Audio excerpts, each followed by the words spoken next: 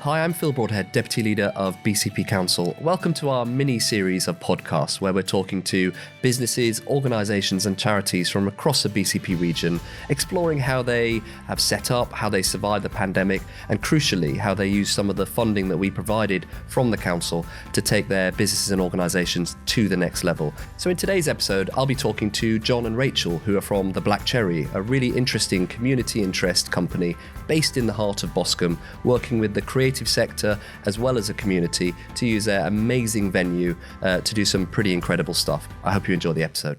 Right, Jon and Rachel, thank you so much for joining us today to have a little bit of a chat about all of the amazing things that have been going on at Black Cherry over the last couple of years. So first of all, if you could introduce yourselves and tell me a little bit about Black Cherry itself, what it does, how, what the journey's been like and what your roles are there as well. I'm one of the directors of the Black Cherry and have been creatively involved since the start, really.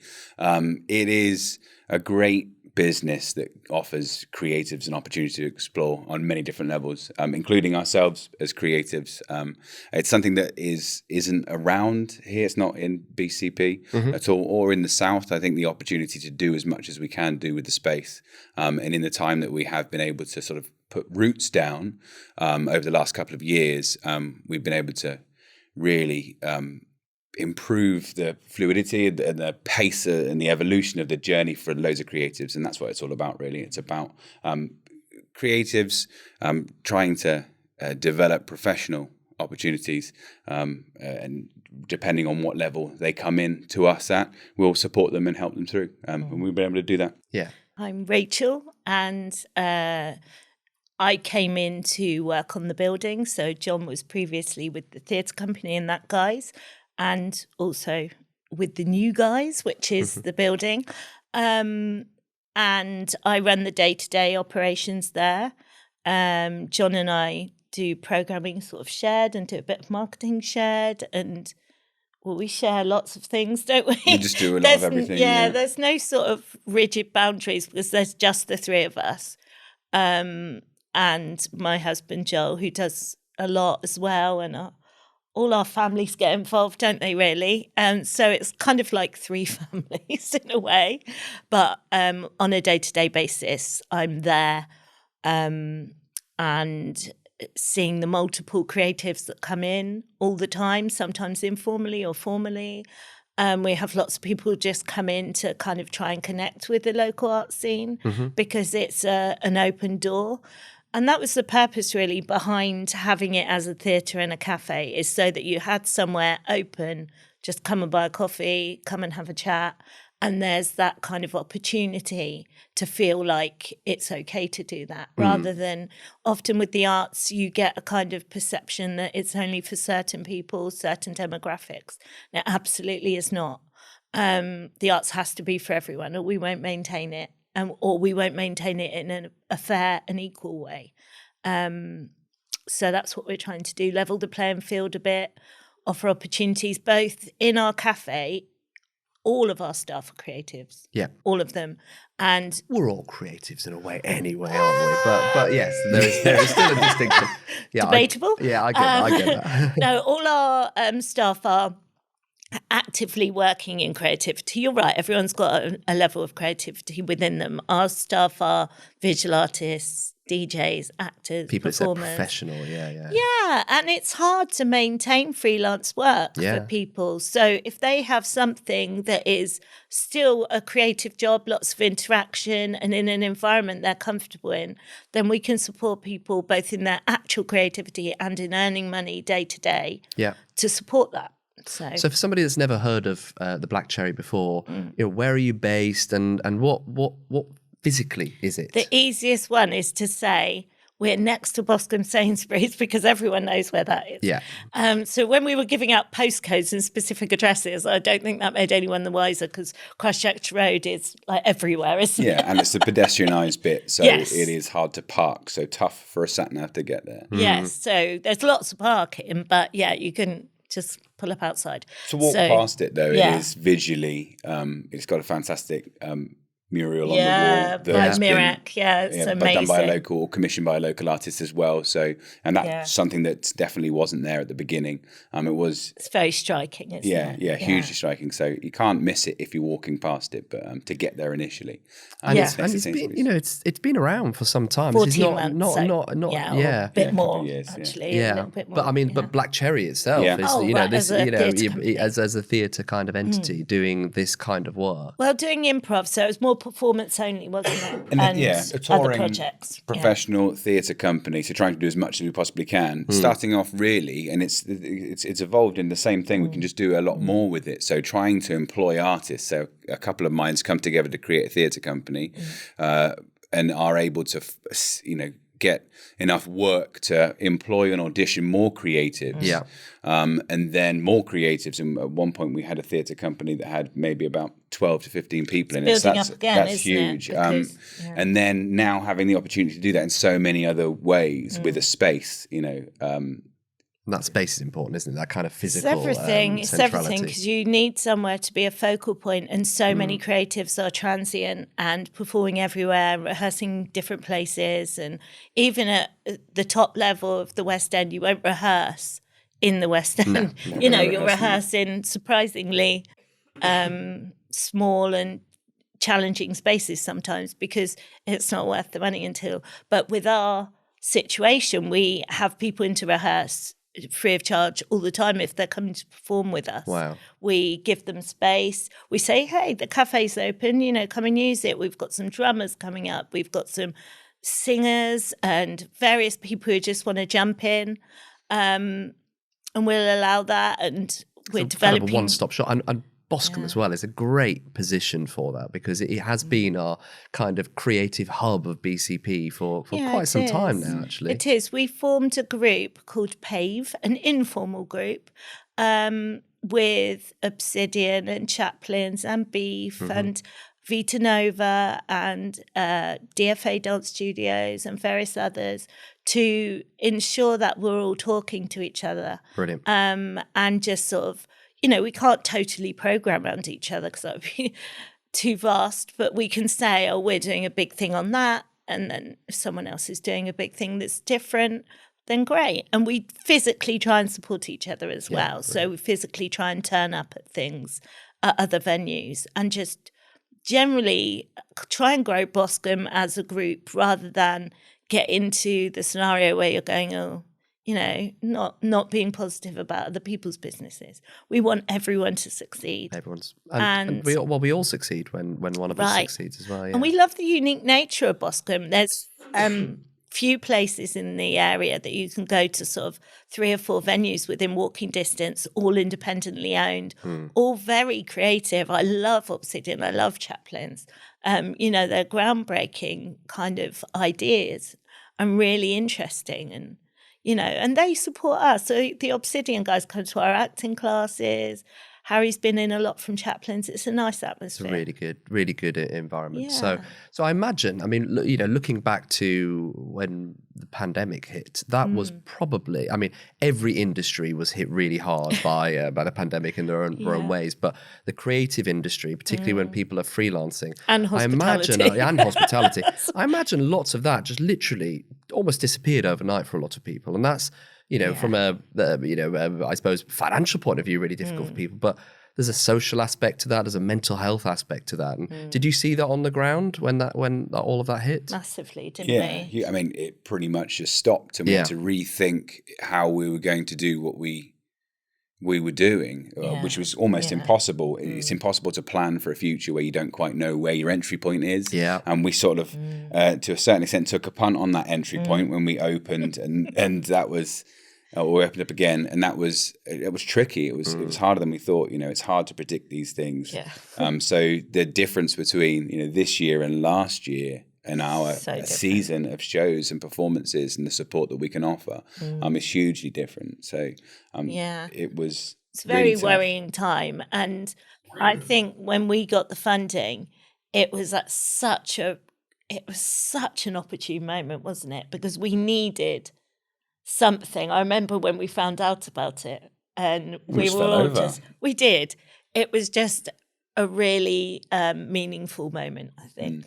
So let's talk about that a little bit. You know, you applied for what we called our Bounce Back Challenge Fund, and it was really innovative. Our idea with that wasn't just to give out cash to help people to survive. It was to, you know, be competitive and people to give us their ideas about how they could not only support their own businesses, but particularly wider parts of the community as well. What was your aim when you were submitting your bid for the Bounce Back Challenge Fund? I think it's always been what you just said there, to support the wider. As much as, you know, it's important for us to make sure that the Black Cherry as a venue is fixed. The whole point of it, we wouldn't be here if it wasn't for wanting to help creatives, and that's the vision and that's the dream, and there's so much reward that can come from that. And if we can be supported, and we certainly were supported, to, you know, prop up that in a very, very difficult time, that's hugely important. And going back to what we said earlier, it's all about removing barriers. And as a theatre company, as a professional, and as a teacher of actors and creators and performers,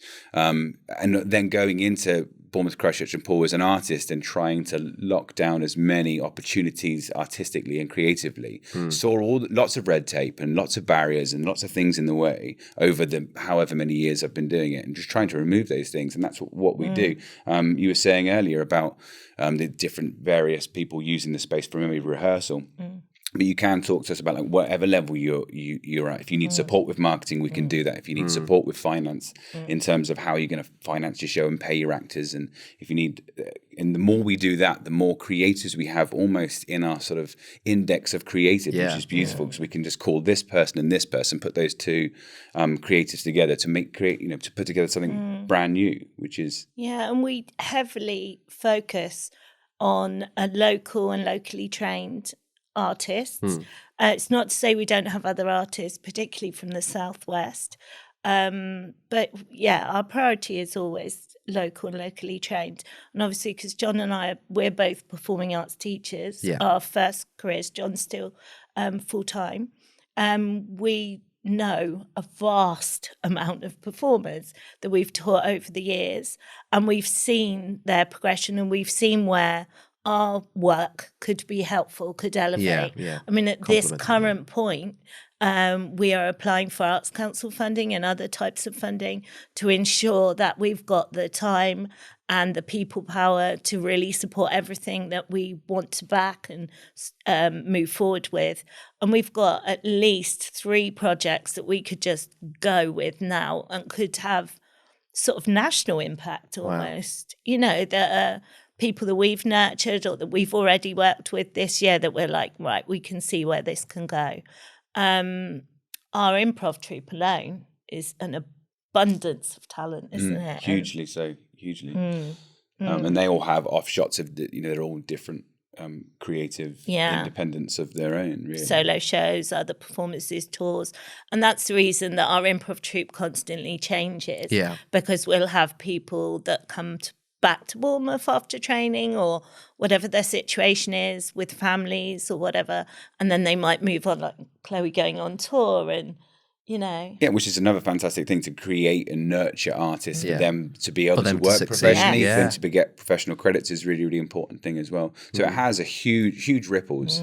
So without that funding, we wouldn't have the space to provide that foundation. So tell me about the kind of project itself. You were successful with the bid. Obviously, you've got the funds in for this project. I mean, how did it go? What was the immediate thing you did? What was the priority? Because it's never a smooth journey. The best of projects. You never ends up exactly where you think it's going to go. So tell me about that journey. It was not smooth, was it? No. Our consistency, I would say our strength was the people involved and how committed to it we were and supportive of each other we were, and, working it all out, because some things you only really work out when it's happening.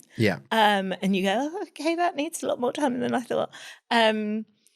But I think the initial funding would go into so much. At that time, we were doing lighting, we were doing sound, weren't we? We were having seats built in so that it could go beyond just being a small and neutral space to a space that was ready for performance. Oh, okay, yeah. So we've got some beautiful green seating, haven't we? We do. Built in.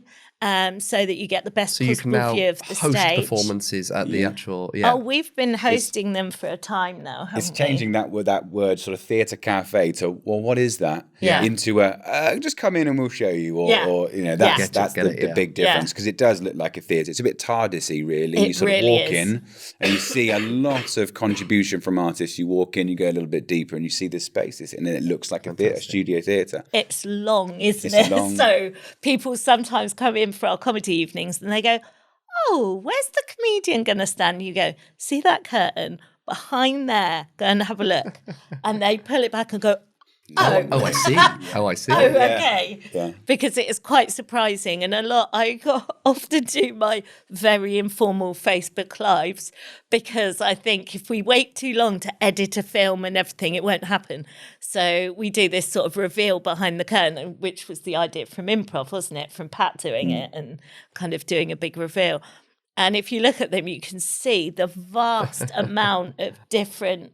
You just don't know what's going to be behind the curtain in those. Behind the magic curtain. It could be anything. We've had recently Treehouse Theatre, absolute local legends, professional theatre company, family run, employing and paying local actors, amazing company, Ben and Louisa. And then we've had Tall Tales, who are local, Bournemouth Abbey. You went to college with her, didn't you? I did, yeah.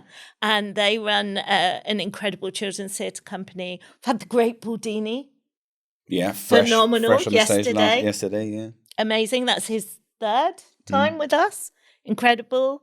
Innovative. Just... Also, how can you describe There's loads of exciting stuff. Goodness, yeah. And we run classes. So we run circus and acting classes, John specialist improv classes. We have Artists Drink and Draw. We have Bournemouth Café Scientifique run with the university. We have the Barefoot Singers every week. We've got a drumming circle starting next year. We're working with Steve at the council on promoting the LGBTQIA February History Month. I said that in the wrong order, but you know what I mean. Yeah. And then we're running the Comedy Cringe Festival for Coastal Beard. Yeah. So you're working with loads of different partners, not just everyone. those obviously in that creative sphere, but those that recognise that it's a really important part to placemaking. And it's much easier to do that when you have like a social space to have those meetings. That physical venue, I suppose, makes a real difference. Huge difference. So, I know it's probably quite a leading question, but we are now, feels like we're in a post-COVID world, although we've got, huge new challenges, cost of living, inflationary environment, there's always another tsunami coming our way, isn't there? But it sounds like, I suppose, without the support that you had through that period, it sounds like you probably had enough momentum to keep going. But do you feel that you're in a position where you're at a level that is much higher than you would have been without that support? I think that it would have slowed us down to not have that support. We wouldn't have got performances up and running as quickly. Yeah, I don't think we'd have had the consistency. And that momentum is massive. Yeah. You were saying earlier about, people going to the space and go, I didn't expect to see that. And we've said so many times, we just need that to stop. We need enough people to know that it's a space, not That's powerful, walking in and saying, I didn't know this was here. Yeah. So as soon as those guys are converted in whatever way to audience members, to people that are attending our classes. Champions then as well. Exactly. And that is another great thing. The more people talk, the more people can. We had a TripAdvisor award last year. John loves this. I do love it. But that came a good TripAdvisor award. Just because it just means that people are really appreciating the space, and that's fantastic. And that came and they're really taking early. The time to go and tell others about it. That's quite powerful. Yeah. And it came very early when we got the funding, really. So we were probably up, a month. Yeah. In terms of consistent performances and opportunities for people to come and see some stuff. So, that wouldn't have happened, I don't think at all. No, it's really worth mentioning our local support, isn't it, as well? Like people who bothered to do the TripAdvisors and the Googles. Yeah. I just straight away thought about Sound of Soul Choir because they've just been wonderful from the start as well. There are people like Sound of Soul who hold all their private events and their Christmas stuff and then come and perform and sing carols for us. And there's just a lovely investment there. And, that was required. There are lots of amazing receiving houses in Bournemouth. But as far as I know, the Lighthouse have some incredible projects. Yeah. But we are producing professional work where we are and employing actors. And, and Boscombe, there's no place better to do it.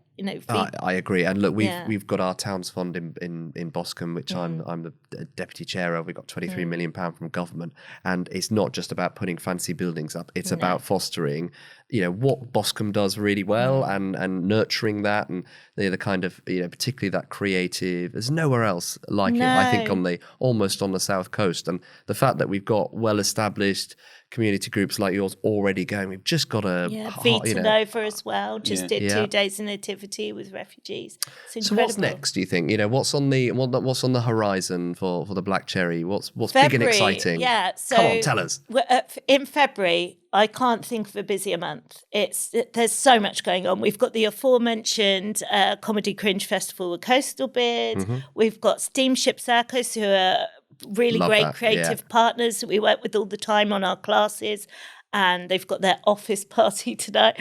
And then they're doing a cabaret show, working with Steve at the council on having a speech and a Q&A, carrying on working with Bournemouth Uni, just strengthening our partnerships, Carousel Babies, Drama and Dance. We have babies in every week. Oh, wow. And we have Dazarama, who works with special needs adults. He's in every week. We've got a big commitment to inclusion, huge, that goes beyond just saying it. It's not a tick box, it's real. It's in our staffing, it's in our outlook, it's in the way we support people. Often audience come in and say, oh, it's so nice to see this group of, diverse range of people. And that goes at every level, doesn't it? It does. And each one of these things, and we've probably mentioned 50 easily, each one of these things, it doesn't just happen. It takes work to community, takes trust. Every single one of those is an event that requires every organisation. single one of them is almost like a mini business of its own. Each one comes completely independently. And that's a lot of hard work. It's a lot of hard work. Well, it's really inspirational as well. And it's great that there's a venue and an outlet. I mean, if somebody was listening to or watching this podcast and they were either a creative themselves or they wanted to get more involved or find out more, where would they go to find out all the amazing stuff you do? Email us, because we're a small team. We're not always in the office. So info@theblackcherry.co.uk goes to all three of us and is vastly the best way of getting hold of us. And just let us know what the project is or what the idea is, and we can make time to speak to people. January certainly will be easier to make time than I think connecting on social media. I know Facebook's a bit old school nowadays, but it gives you sort of potted history of what we're about. So if you wanted to know, check you out on Facebook. If you wanted to know a little bit about it, you could probably follow us back for quite some time. Our website's not too bad. That's more like a sort of service. It has how you get tickets to stuff. But we haven't spoken too much. Just quickly, we spoke a lot about artists, but also it's just access to art as well. So the more we can do, the more we can provide opportunities for people to come and see or to learn. So you said right at the beginning, you said that we're all creative.